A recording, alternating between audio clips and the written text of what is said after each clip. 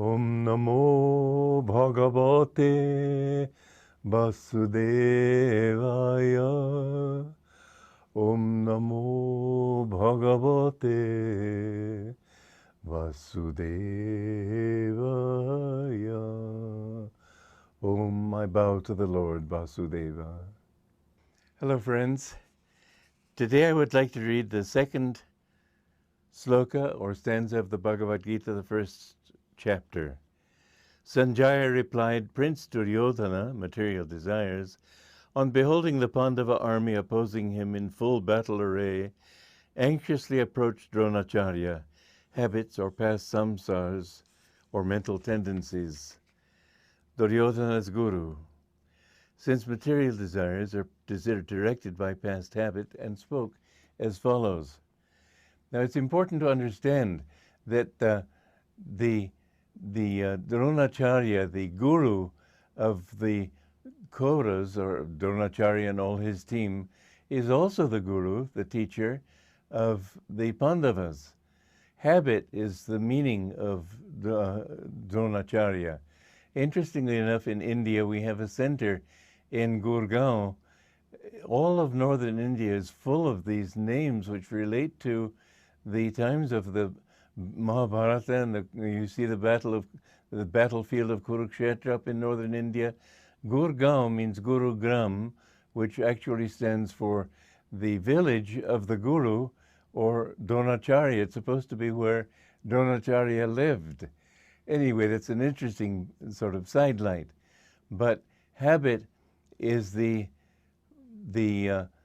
quality that keeps us going even when our discrimination tells us, I want to stop. I want to stop drinking, for example, but habit forces us back to it.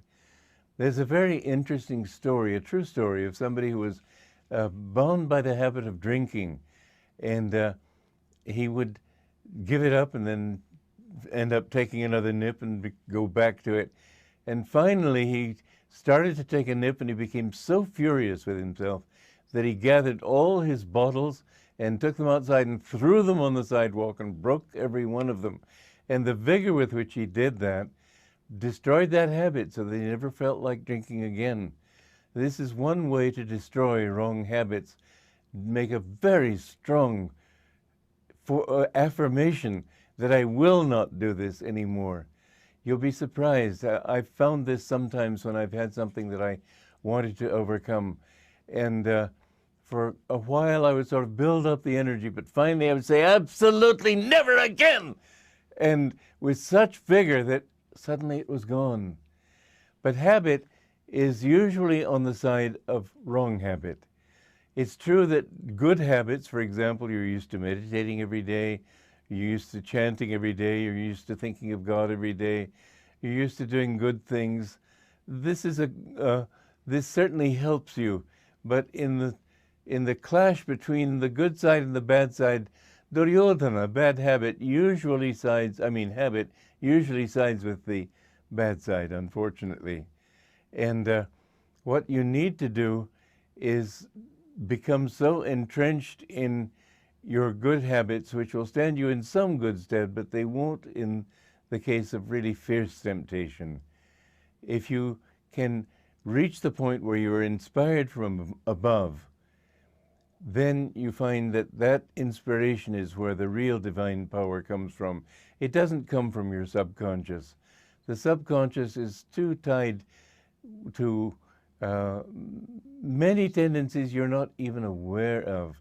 We have lived on earth many, many lifetimes, and those samskars or tendencies which we developed in the past, they come up when the situation, when you might say the ground is fertile for that particular plant to grow.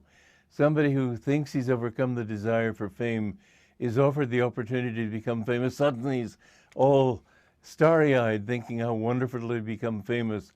Or he may think he's completely immune to the opposite sex, and suddenly one person catches his attention. In one way or another, our past tendencies have a very strong influence on us. So the important thing is to understand that the power of God is greater than all of these. And as you meditate deeply, that power will come more and more to the fore. In the beginning, the spiritual path is difficult, but the longer you go into it, it's not just habit that comes on your side, but more you feel, as Yogananda put it, until efforts end in ease. The struggle of advancing, the struggle of meditating finally becomes so enjoyable. There's a friend I met, well, he was sort of a friend, I met him, and that made him a friend. Anyway, he told me that he had been alcoholic, and he decided he wanted to know God. And he took initiation from Yogananda. And his friend said to him, "What are you doing, taking up initiation when you can't give up drinking? What's the use of doing something like this?" And he said, "I can't give up my bad habit, but at least I can do something right." And so he would sit every day with a glass of whiskey in one hand and his kriya beads with which he counted his kriyas in the other hand. And after a few months of this, suddenly he thought, well, I'm getting so much fun, so much enjoyment out of my kriya practice, that what's this silly bottle doing? And he put it aside and never was tempted to it again. So the thing is that the best way to overcome wrong taste, for example, for stale cheese, is to taste good cheese. You can supplant bad habits by good habits. You can supplant bad tastes, wrong inclinations, by finding how much more pleasurable it is to live peacefully, to live in self-control, and so on. So the longer you meditate and the more you feel divine inspiration filling you, the less those temptations become a serious problem. Then, however, you still have the problem of your ego, and that is a constant battle. It is until you overcome it, and it's interesting in the Bhagavad Gita and in the Mahabharata, it speaks of Bhishma, grandfather Bhishma. He stands for the ego, and he has the blessing to not die until he gives his own body up. And at the end of the battle of Kurukshetra, he's there, the war of Kurukshetra, I should say, he is there, and lying on a bed of arrows. He's been riddled with them, and still they won't kill him. And he gives a beautiful lecture on the duties of kingship, and then he surrenders his own life up to the infinite. So the ego finally reaches the point where it must surrender itself. No one can do that for you. You have to say, God, I belong to you. I don't want this little self anymore.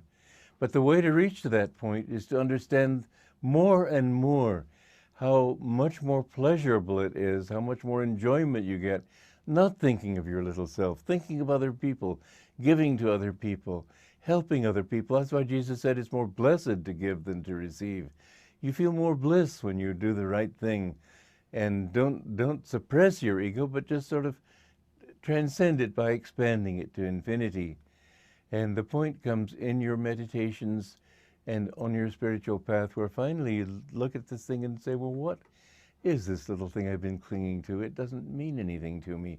Because you see that to give him the credit for everything, to know that God is the real doer of everything, there's much more satisfaction in that than this little thought that I did it, my little ego did it, and don't you think it did a good job? Didn't you like it? Worried about being attacked, worried about being insulted, worrying about not being appreciated. All these things are forgotten when you can really feel that God is the doer. So humility does not mean self-deprecation or self-abasement. Humility means self-forgetfulness. You forget that you are this little being, and remember that that infinite one is the only reality. When you do that, what happens is you merge in God. You become God. It's an amazing concept, and we'll go further into it because it's quite a bridge to cross. I can't go into it in depth in such a short time. Anyway, for now, God bless you. Joy to you.